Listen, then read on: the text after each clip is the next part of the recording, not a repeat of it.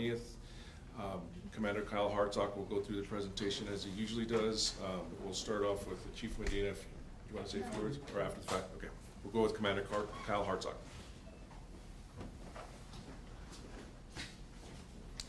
My name is Commander Kyle Hartsock of the Criminal Investigation Division, which includes the multi-agency task force who does do criminal investigations into officer-involved shootings.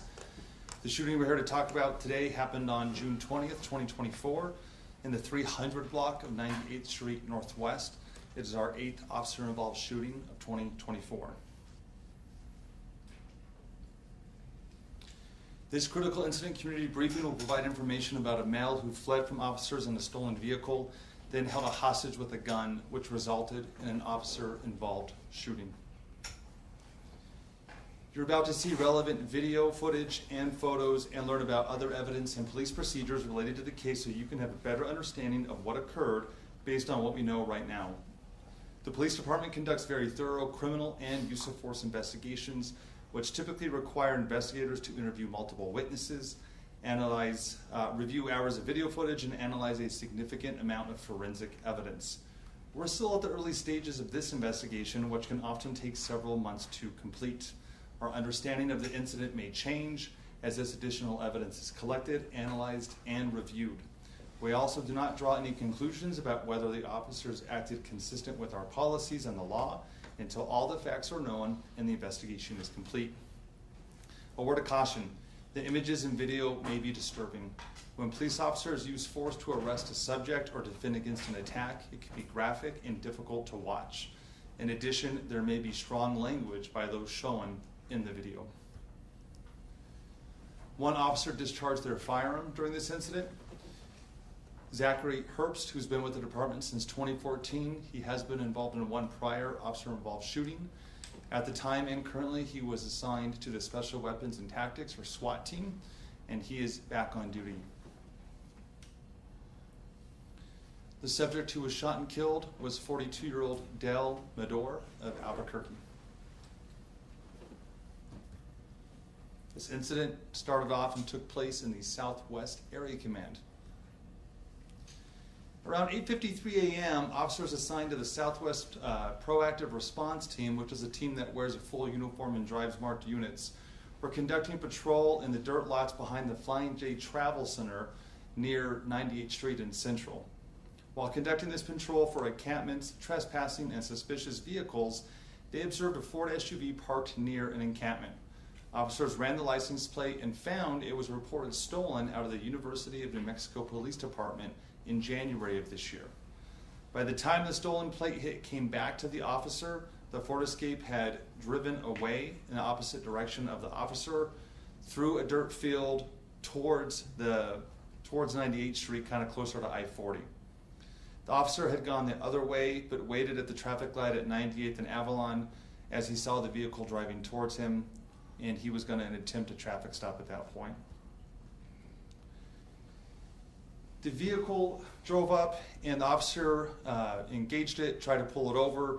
The vehicle did start to slow down like it was going to pull over, but then accelerated and fled away east on Volcano from 98th Street. The vehicle then went northbound on 90th Street, northwest from Volcano, with our officers still engaged with their police lights in an attempt to have the car pull over and stop. The vehicle continued to flee eastbound, and officers disengaged and re-engaged the vehicle multiple times as it would change its driving behavior. Officers were aware that air support was en route. Air support arrived on scene as the Ford Escape approached the area of our Southwest substation, which was closer to Coors, and officers disengaged their lights in an attempt to have the driver slow down and drive not so recklessly. Another officer was staged ahead of the vehicle before it got to Coors, ready to deploy stop sticks if the car had not stopped by that point. The Ford Escape approached that officer and ended up actually driving on the opposite lanes of traffic to avoid the officer's stop sticks, but the officer was still nonetheless successful in deploying the stop sticks, deflating at least one of the tires. We'll play that video for you now of the stop stick deployment.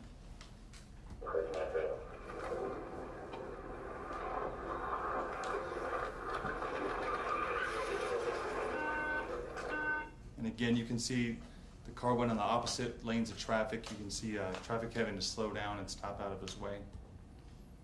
Here's video from our air support unit that shows that stop stick deployment and the Ford vehicle fleeing officers as it continues to drive reckless.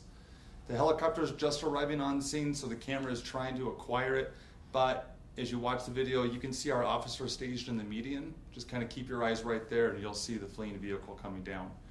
We did overlay real-time radio transmissions on top of this audio to try to give it a little bit more context. The timing isn't always perfect, but you're hearing radio transmissions that were recorded separately from this video. We'll play it for you now. Dead end, but it's engaged. Good fight, good fight. Yeah. And we've got multiple guys, good fight.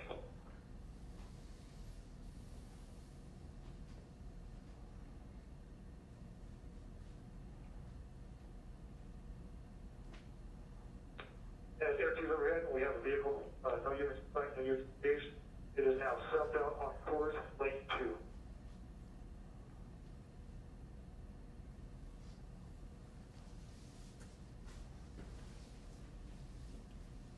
Guys, air support has the vehicle, it's half left in, half the air. You can call it out for us.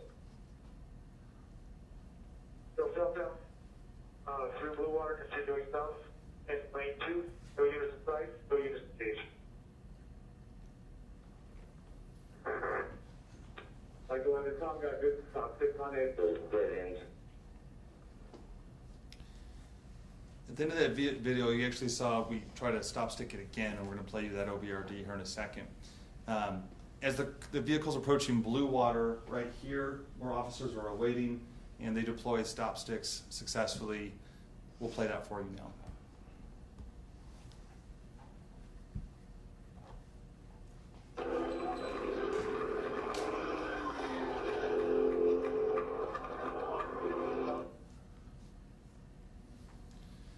Ford Escape went south on Coors, turning west on Central, continuing to drive reckless while no officers were engaged. Eventually driving all the way back up near 98th and Central, but pulling into the El Mesquite parking lot, which is a shopping center. While the air unit was watching, they advised that the male driver and female passenger both left the Ford Escape and were moving into a parked truck that was unlocked, and they appeared to be attempting to flee in that car. As officers were arriving, the vehicle was able to flee, nearly injuring officers during its exit. We're going to play you the two officers' videos who tried to detain them in the parking lot, and then we'll show you the air video after. Here's video of one of the first officers approaching the vehicle as they switched vehicles, trying to detain him. One thing you might kind of ask, what's on his lap? Dell is holding a dog on his lap in the car as officers are trying to order him out.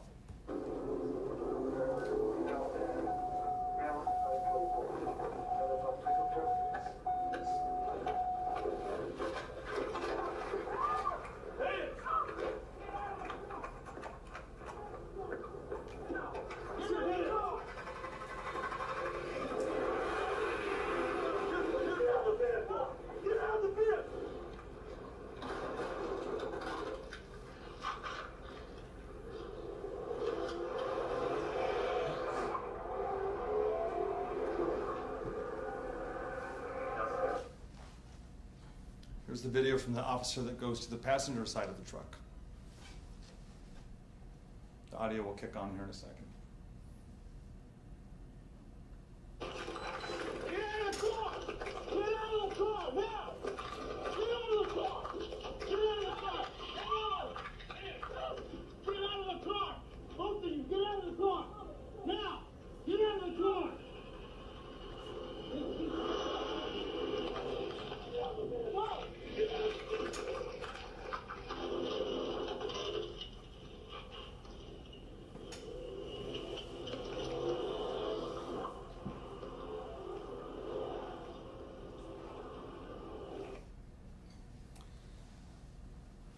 The subjects now in this newly stolen vehicle flee north on 98th Street, kind of making that full circle back around.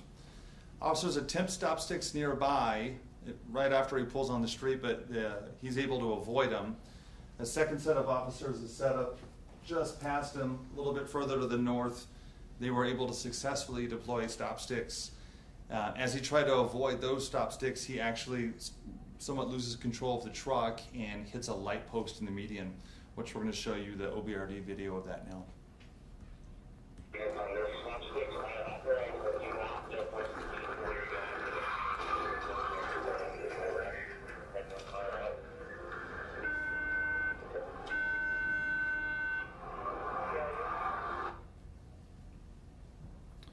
The vehicle then goes off-road and parks near a culvert that runs underneath 98th Street. The occupants exit the vehicle and it appears the male is armed and possibly pointing the gun at the female. The male and female both enter the culvert.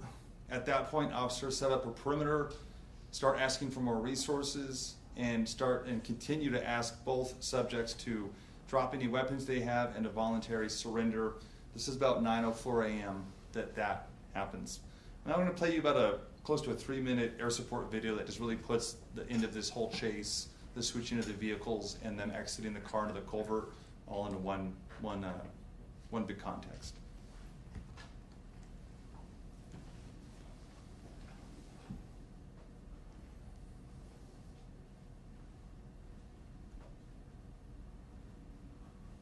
Approaching 94th.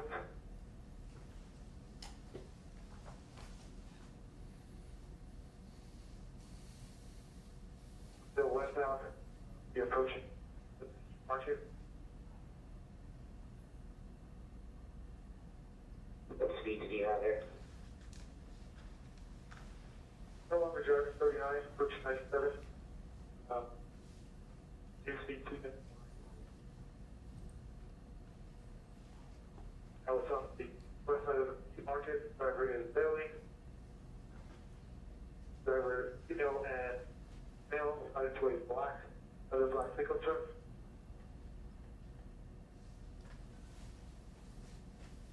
What is 10-3 legal? That's why we are 10-3, and the person is Steve Market, male and female, got out of the vehicle and into another black pickup, west side of the market. Good. 52.5 vehicle off of a black Toyota pickup truck, crew cab, leaving to a parking lot, high rate. 394 Whiskey Robert Adam is the new 26 that he just stole. What's flights authorized for that vehicle too? And was it occupied? Is it a carjacking? Is occupied at Custom as a project. It is occupied by the two individuals. Male and female male was wearing black shorts, black shirt. Female was wearing a black tank top and boots. They are now westbound on Volcano, approaching 98. Doing a right-hand northbound turn.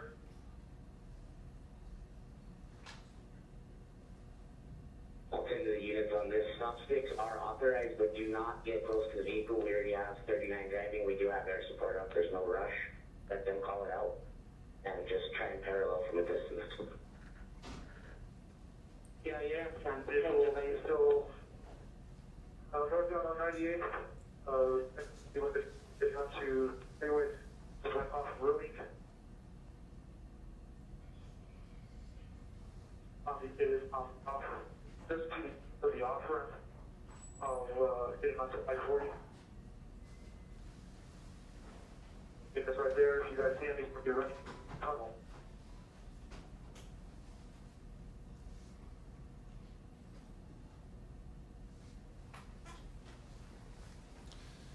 This is drone video that we took approximately 1 hour after this incident. It's around 10 a.m. There's no audio when the drones record, but it's going to show the final moments of the two subjects coming out of the culvert. You'll notice Dell is armed with the black firearm and is holding it to the female as they approach that black vehicle they had just fled. Again, at this point, it's been about an hour, or close to an hour. Multiple officers are set up. Crisis negotiation team has tried to initiate communications. Nothing is working at this point when they decide to come out still armed. Again, there's no audio. We'll play this for you.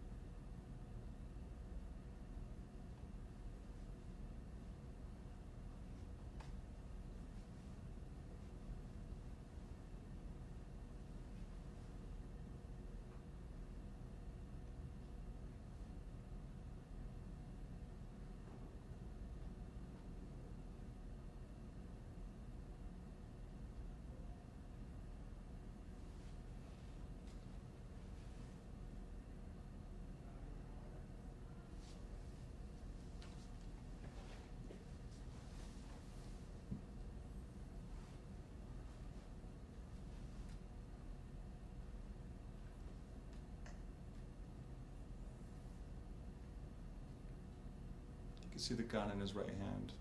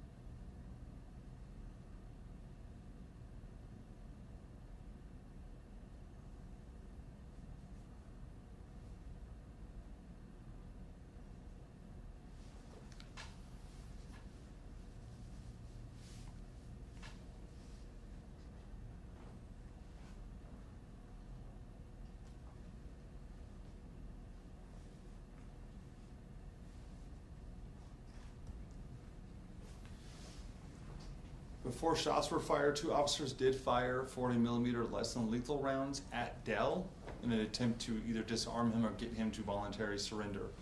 We'll play you those 2 deployments first. You will hear the shots. We'll play the officers OBRD who fired as the final video. You didn't drop the... You let her go! Booty! You didn't drop it now! Up again.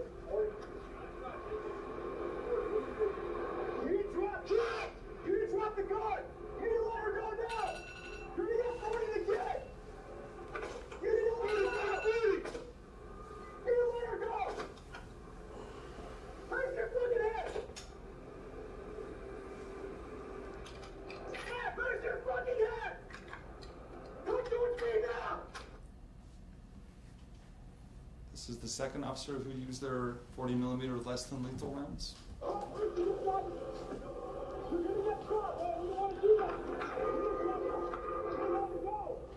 On your right.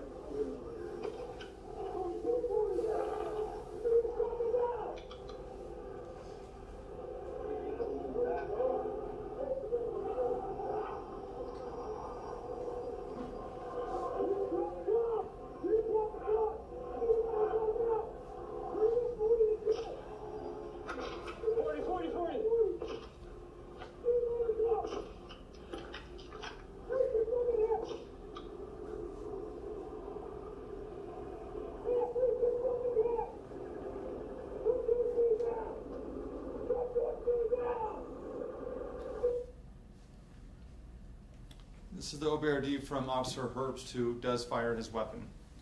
He stated in his MATF interview that he felt the female was in immediate fear of being killed or seriously harmed by the male, and that she had no reasonable opportunity to escape that harm, and that's why he fired. Put your hands up! Your hands up! You let her go!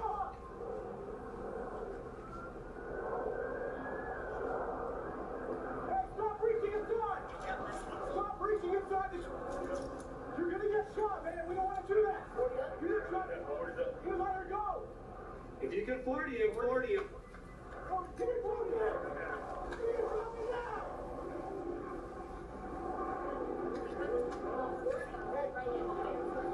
You got shot, make it. 40, what's the 40? You didn't drop the gun! You didn't drop the gun! You let her go now! You didn't get 40 in there! You didn't let her go! 40! You didn't let her go! Raise your fucking head! Give her commands. Give her commands. Give her commands. Tell her to walk to us.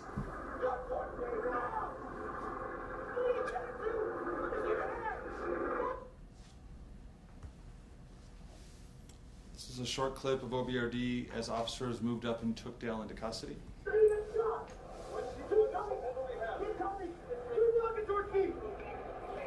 Get your hands up! Eyes on. Put your hands up! Turn away! Turn away! Put hands up. Sheriff, you reach? You're gonna get fucking shot! Back up. Right here. When you reach for the gun, you're gonna get shot! Give me your hat.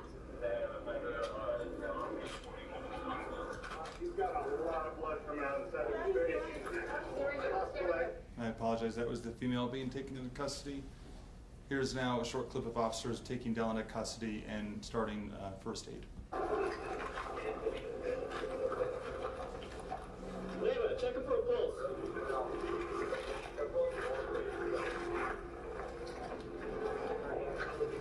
Still feeling a very light one, very faint. Okay. In this scene photograph taken after the incident, a total of 5 .223 casings were located on scene from the police rifle that was fired, and a total of 3 40 millimeter less than lethal casings were also found.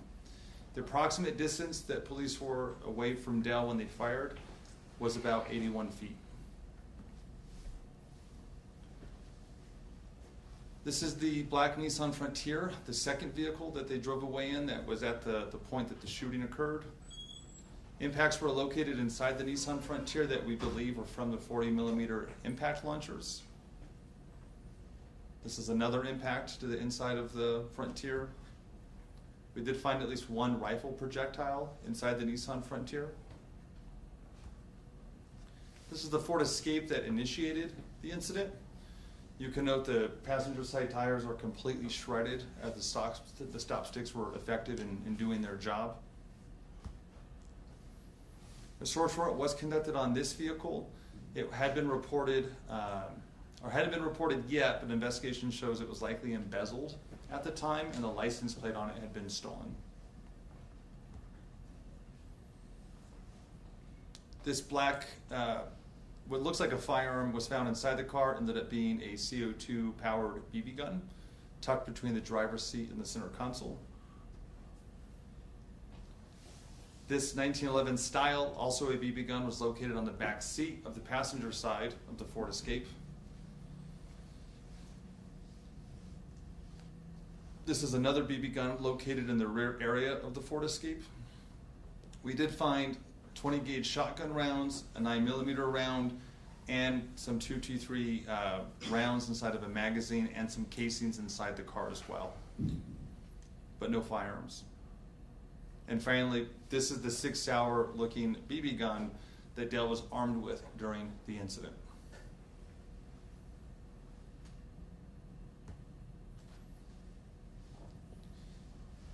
Medical aid was rendered, but Dell was pronounced deceased on scene. The female passenger did have outstanding warrants for her arrest and was booked. She did not make any statements to officers that day. She was not charged with anything related to this incident, though. Over the next several months, the multi-agency task force will continue to investigate and analyze this incident. Detectives will interview any new witnesses that come forward and complete any forensic test. After the investigation is complete, the case will be forwarded to the district attorney's office to make any determination of criminal charges. Our Internal Affairs 4th Division will also investigate the shooting to determine whether the department policies were followed. The results of the administrative investigation will be forwarded to the City Superintendent of Police Reform to make final decisions on discipline. Our Force Review Board, made up of deputy chiefs, will also review the incident to identify trends and potential policy changes that may be needed in response to any shortcomings that are identified. Any questions? At the point before Herbst fired, it sounded like one of the officers said, if you have a shot, take it, and then it sounds like he kind of followed up with the 40, kind of clarifying, and then it's kind of hard to tell exactly, and so that's why I'm asking. It seemed like as he's firing the rifle, they're kind of yelling 40. Was there any kind of confusion on the part of the officers that was related to the department after this, on how that played out? I mean, I think the exact order of things and whose voice you were hearing is still part of the investigation. But, you know, from my observations, they're just trying to clearly communicate about who should be doing what. And it appears the 40s are fired first in an attempt to disarm or surrender. The officer who fired has his own vantage point and makes decisions based on what he's seen while trying to gauge as much information as he can. So I see it, and that's always part of the hard part, is we got to figure out whose voice is saying what and in what order, and that's absolutely part of what both investigations try to look at. Just one follow-up. When the officer says, if you have a shot, take it, is he talking to Herbst? have you guys gotten to that yet? Is he advising Herbst? Or I can't give you 100% conclusive answer at this point, but he does say right after with a 40. Yeah, So yeah. the implication is he's talking to the officers with the less than lethal rounds. Again, Herbst is a SWAT officer. I think he's likely comfortable and confident to know when he's going to take his shot. Yes.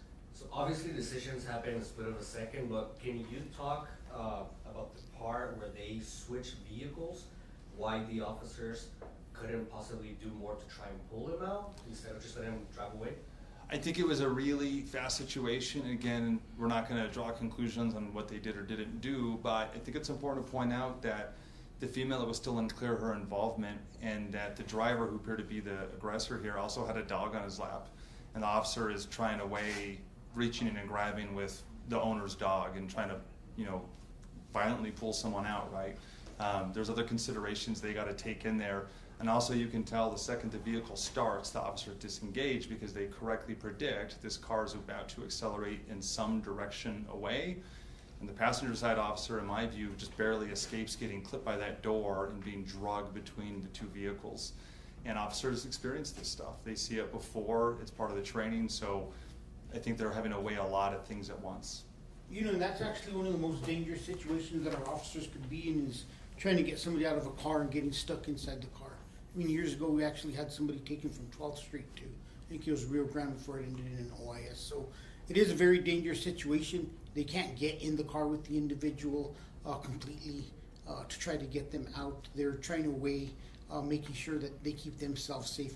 Because the moment that car goes mobile, the biggest fear is that they could themselves could get run over trying to get out of the vehicle. Any other questions? Yes.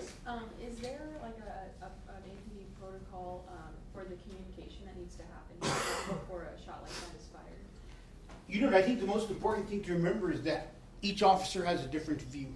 And while we're always going to try to deploy less lethal, there is no way to script one of these situations.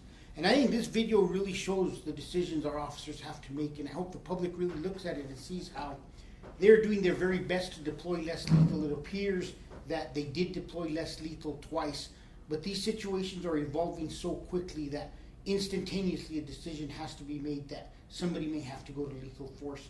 It is imperative that that vehicle doesn't go mobile again with a possible hostage, and that we stop the situation at that time.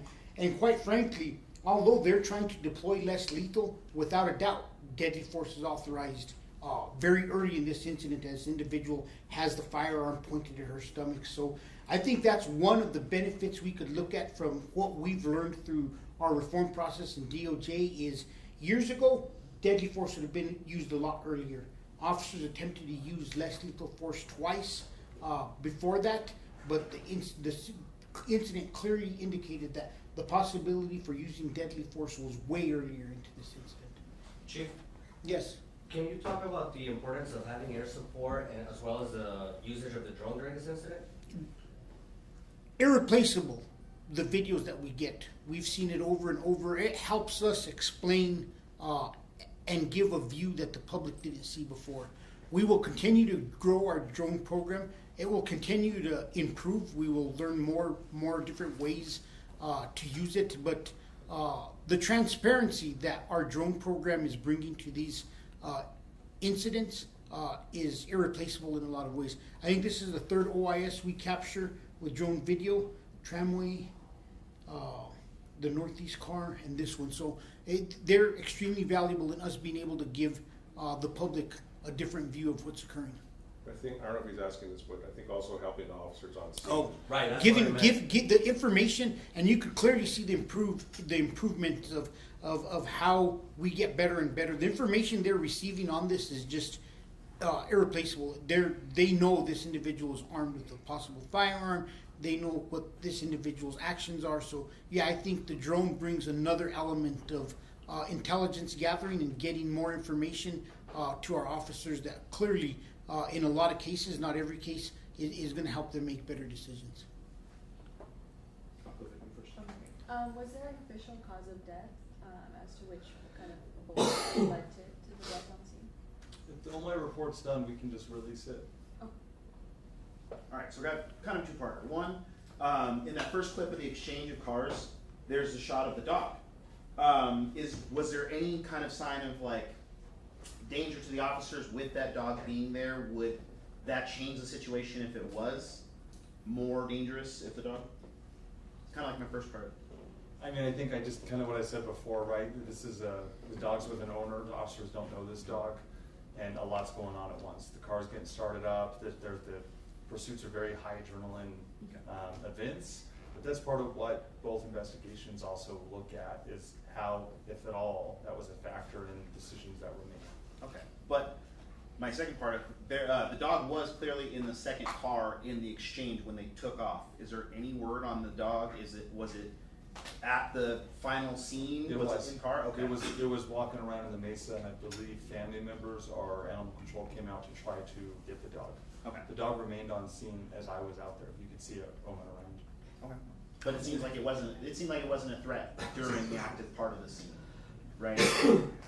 So that's part of what the investigation is, right? I've been in situations every officer has with dogs that you don't know, and you don't know the dog, and the dog doesn't know you. And so it's really hard to kind of give you a conclusion on that. But just curious. Yeah. You stole my after question. I was going to ask about the dog. I was gonna ask about the dog too. You stole One my last after question some I people have. thought it was a coyote. Oh my god, It one was last a dog. question I have. Did you guys find anything else besides the BB guns inside the vehicle, any drugs, and can you talk about the suspects prior? I can't speak on if there was narcotics in there. There might have been, but I'd have to double check with the team. There was live ammunition found in there for firearms, but we didn't find a functional firearm. We found very, very realistic looking BB guns, several of them that we showed you today. And I believe Dell at the time was wanted for, I'm looking back at my sergeant, auto theft? Auto theft, yes, sir. He had auto theft warrants out for his arrest at the time. He was actually well known to the auto theft unit. Yeah. They didn't know who he was before, but once we identified him, then yeah, he has a history. Just a follow-up question. I don't know if you guys mentioned this, but the black Toyota, the pickup truck, was it registered to any of them?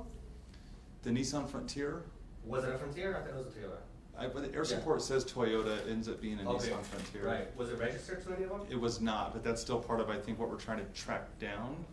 But it was definitely not registered to the male or the female. So the dog was in the Frontier when they got into it, or It's it was unclear. with them? Okay, so you don't know if the dog was with Dale and they got into it. It's all we have is really the air support video. It's unclear if he carries the dog over. Again, I think everyone's trying to zoom in, so it's just kind of unclear. And did he have keys to the Frontier? That's the other part. Like, did he like steal it right then and there somehow, or did he have keys to it and it was just like waiting there for them? We'll have to get you that answer just after. I'm not sure if he had keys in the car or not. They appear to go right towards that car, though. Yeah. And the female, it seemed like with the drone video, they were talking to each other and saying, did she talk to officers afterwards and kind of talk about what was happening? She did not volunteer to make a statement to us. The truck was stolen prior. The victim of the truck dropped her keys at the Walmart. So the truck had the keys. And it appears that through other surveillance that Dell had obtained that truck prior to this incident and had staged it there at the LSP. Is that common? If you don't mind? There were keys in the truck. It was reported stolen at a Walmart after a person lost their keys. And part of what the investigation is looking into is, was that truck staged as essentially a second or a getaway vehicle during any kind of police involvement? We're not sure of that, but it's something that we suspect could have been going on. Do you police see that a lot, where like someone will like drop a car they've stolen off somewhere just to have it there in case they need it? Is that something that? Oh yeah, that's something we've commonly seen. Drop-off points of stolen cars is something we track. Yeah. Absolutely, there's commonality with it. Okay. We've seen it quite a bit over the years. I think we even have old video from like 2018, one of our first auto theft operations. One of the first cars stolen, air support tracked them over a fence into a cul-de-sac and they left an additional stolen car. At one point you mentioned that the first vehicle, the SUV, was embezzled and had different plates on that. Can you explain further? So the plate was reported stolen. So when the officer runs the plate, it says that license plate was stolen off a different car is usually what that means. Not necessarily the car is stolen, but we find lots of stolen plates on stolen cars because people are changing the plates out. When the VIN number was ran, it was not reported stolen, but when they got a hold of the owner, it looks like it might have been embezzled by either the male or the female. Anything else? Okay, thank you, everybody.